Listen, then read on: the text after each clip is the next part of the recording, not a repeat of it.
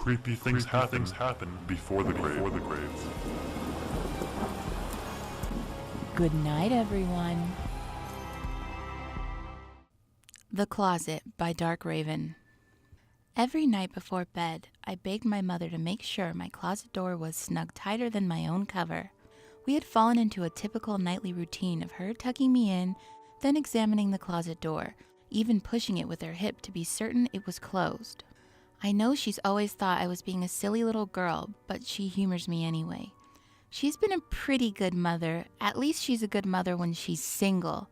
I know she doesn't like it too well, but the men in her life were always needy, always wanting her time, always wanted my time. I wasn't old enough yet to experience the world all on my own, and with my dad dead, I needed my mother. I needed her to watch over me, to feed me and take me to the park, to grab me an ice cream when I did something good. I needed her to be my mother, and only my mother. When I was 12, my mother began dating Chase. He was a nice enough guy, always buying my mom flowers and candy, and always, without fail, bringing me some smaller version of what he gave her. My mother thought this was just precious, her words. I would never say anything so stupid. I remember hearing Chase ask my mother one night when I got up to use the bathroom why she was still single when they met. He exclaimed that he just couldn't believe someone like her, a beauty beyond compare, yes, eye roll, could never be snatched up by some Persian prince or some other foolish and ridiculous thing he'd like to say. My mother always gushed and giggled. I always rolled my eyes. I listened a moment to hear a response, a wicked smile tugging at the corners of my mouth. I don't know, Chase. Apparently something's wrong with me, because just as soon as things start getting serious, they all run off. Her voice sounded melodic, with a touch of sadness. I dropped my smile as quickly as it had formed. Why was she sad? She had me. I was supposed to be her number one, her most important thing. Yet here she was sounding sad at the loss of mere men that baby-talked her daughter, all while trying to steal her away from me. I heard her say it over and over. Even before I was born, she told me that she would always rub her belly and say that I was the most important thing in her life, in the world to her. She kept saying that until I got to about 7, and she started dating Donald. Suddenly, she was missing some of my nightly tuck-ins some nights and even forgetting to buy me ice cream when I cleaned my room all by myself. It was infuriating. When I would ask her about it, she just said, "Of course you're still my favorite thing in the world, but I like, insert name of creep here, too." She then went on to say that she was lonely. Lonely? Of all the things she could have said, even with me, her most important thing, she said she was lonely. When I prodded saying that she had me and didn't need to be lonely, she actually stated, my little Mayflower, of course I love having you around. You make everything better. But Mommy needs someone just for her too. Someone who loves her and will take care of her like she does you." I became depressed and stopped eating. I refused to leave my room until my mother came in and told me it would be all right and that she would get rid of Donald and we could be happy again. But she didn't. She actually got mad at me and told me I was being childish and selfish. She was the one that was being selfish.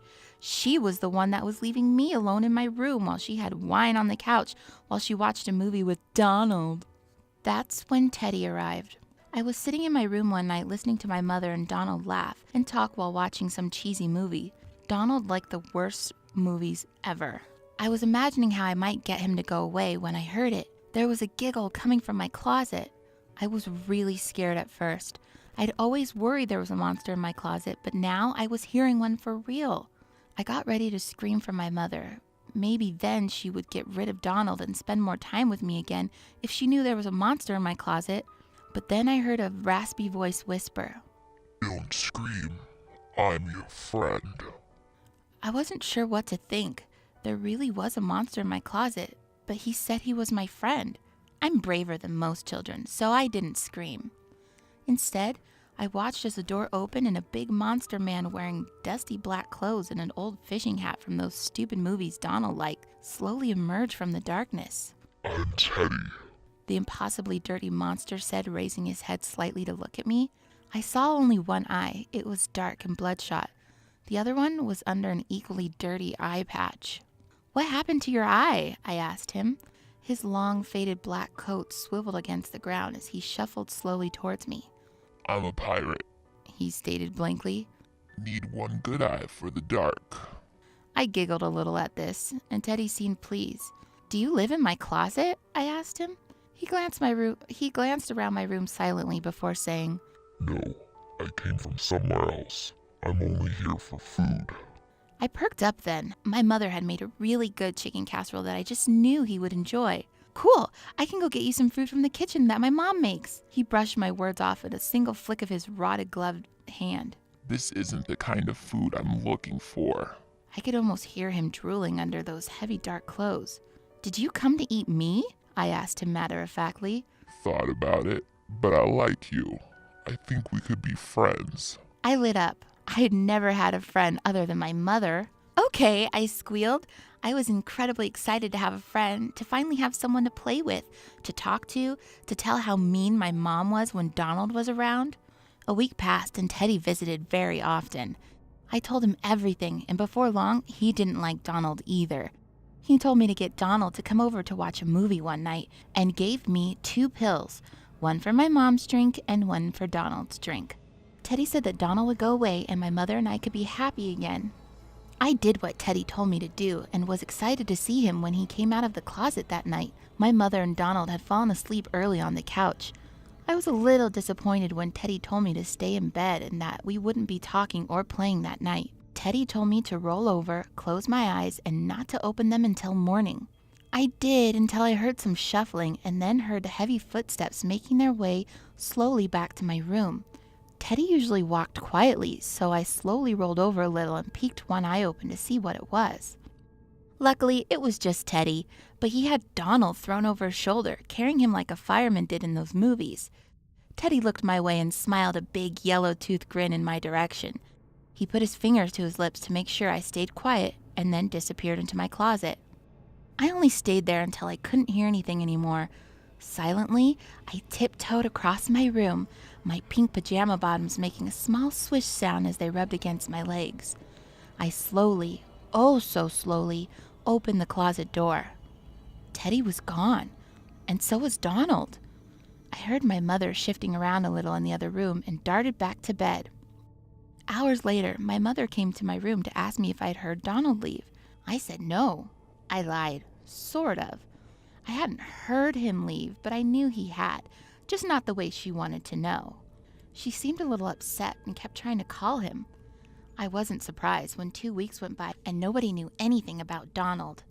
I was surprised, however, at how sad my mother seemed to be.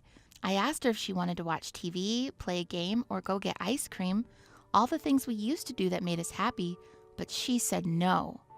My mother moped around for months.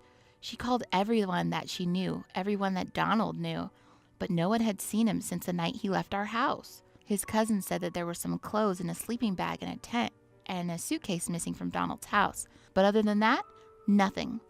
Donald's car had disappeared with him, and police officers came to our house to ask us questions. Then, everything went back to normal. My mom started spending more time with me, and soon Donald was just a thing of the past. I was almost 10 when Sean came into our lives. My mother had sworn off men after Donald took off and had been the wonderful mother I had always known and loved. Sean, however, just kept asking my mother out until she finally said yes and started dating again. I was furious. Sean always wore really ugly clothes. My least favorite was a green Christmas sweater that he wore all year apparently, not just at Christmas. It was the ugliest sweater I've ever seen, and I hated it almost as much as I hated Sean. Teddy still came and talked and played with me at least once a week. He was really happy to see that he'd fixed my problem. Then my mother hired Linda to watch me while she went out and had fun with Sean. Once again, I was left behind because of a man in my mother's life. Linda was mean and made me go to my room at 6 and to bed at 7. I didn't like her. Teddy didn't either. My mother came home one night and found me alone. A note from Linda sat on the kitchen table that said, "I can't do this anymore. Where's my life going? I'm sorry." I've never seen my mom so angry in my life. She called Linda's parents, but they hadn't seen her. Everyone started trying to reach her, but couldn't. Linda's car was gone, her phone, and a few of her favorite things were missing as well. The police said it looked like a typical teenage runaway situation, and that was pretty much it for Linda. A year later, after my mother had been bringing Sean over to our house, or taking me to his house for date nights, she told me that they were going to get married. My jaw hit my chest, bouncing slightly as I stared at her in disbelief. I didn't know what to say. I was angry, hurt, betrayed. I was being replaced. I stormed off to my room and cried. That night, after my mother actually remembered to tuck me in, Teddy came from the closet and sat on the side of my bed. Teddy always smelled really weird, like he never took a bath and lived with dogs and fish. But I didn't really mind. He always wore the same clothes and hat and moved his eye patch to his other eye when he came to see me. He was my best friend. I told Teddy everything, and he said he would make it all better. A month later, Sean left my mom and his family a note saying something about not being happy, things moving too fast, and needing some time alone to think. He took his truck, most of his clothes, his dog, and was never heard from again. My mother cried for weeks. Finally, she came back to me and we started trying to be happy again. On our way to grab ice cream from our favorite place in town, I saw something that caught my eye. It was an ugly green Christmas sweater. A very skinny man with an overcoat a little like Teddy's, but not as long, was sitting in the park by a tree, eating some kind of meat. It was dirty and torn, but obviously still the same horrible sweater. My heart sank. Sean was back. As we walked by the man, I struggled to look at his face in the hope of making sure it wasn't Sean waiting on us. I looked into the tired eyes of the obviously homeless man, and he seemed to understand my worry. He pulled his dusty brown coat over the sweater and winked at me before going back to his meal. My mother never saw anything, and I felt a massive relief wash over me. Sean was truly gone forever, and Teddy was a good monster man because he helped people in need. He solved my problems, and it appeared that he solved homeless people's problems too. There was no telling how far his goodness went. Certainly, he couldn't really be a monster since he was so good. It was at that moment that I knew I would be all right, and I skipped home joyfully eating my chocolate ice cream as I hummed my favorite song. Teddy didn't visit much for a while. He said that he had some other things he had to do and would be gone for a bit. I was upset. Teddy is my best friend, and I didn't want him to go away. He assured me in the raspy whisper he speaks in that he would be back soon, and for me to enjoy some quality time with my mother. I heard my mother giggle again. Chase had said something stupid about no man in their right mind ever leaving her, and my mother had responded with how much it had hurt, how lonely she was until she met him. She still had me, but she wouldn't do all the things we used to do when I was little. Not until after those nasty men are gone for a long time. Even then, she doesn't always want to play a game or go get ice cream like we used to. Teddy came back. He said that he was sorry for going away and that he would never do it again. He said that he had another friend, another little girl like me, but that she was in a lot of trouble, that she was being hurt really badly by her mom and dad. Teddy said that he had to take care of her, so he did, and that's what had taken him so long. I was a little jealous that Teddy had another friend. He was my only friend in the world. The kids at school were all mean little brats that liked to dress up with makeup and trendy clothes. They would think that Teddy was gross and not real. The other girls think I'm a freak and don't talk to me, and the boys are all interested in the pretty girls. I don't mind playing alone though. It gives me time to think. Today I've been thinking about my mother and how sad she's going to be tomorrow. I hate it when she's sad. She cries a lot and doesn't spend much time with me. When she does, she's always sad and no fun. But hopefully with a little time and me staying close to her and telling her how much I love her and that I'm the most important thing in her life, the only thing she needs, she'll come back around. Teddy said tonight he would bring me the sleepy pills again and I would give them to my mother and Chase, just like last time. After that, Chase will disappear like everyone else and I will finally be able to be happy again without him always calling me squirt or kiddo and trying to mess up my hair. Today, Teddy is coming to get him to take him into the closet. I don't know where they go from there or what happens, and I don't care. Teddy is my best friend, and I trust him to fix my mother's and my relationship. I just want my mother back. I want the mother that took me out and played with me, the mother that played with my hair while we watched a movie and ate popcorn. I want the mother that pays attention to me when I need it, but she's always different after her men leave her. I just hope I can get her turned back around. I really miss spending most of my time with her and the rest with Teddy. I know she wouldn't like Teddy because he smells bad, dresses weird, and takes people away. I wish they could be friends too, but my mother has a certain type she looks for, and Teddy's thick and filthy beard would repulse her immediately. I'm really starting to think I should have tripped her down the stairs instead of my dad.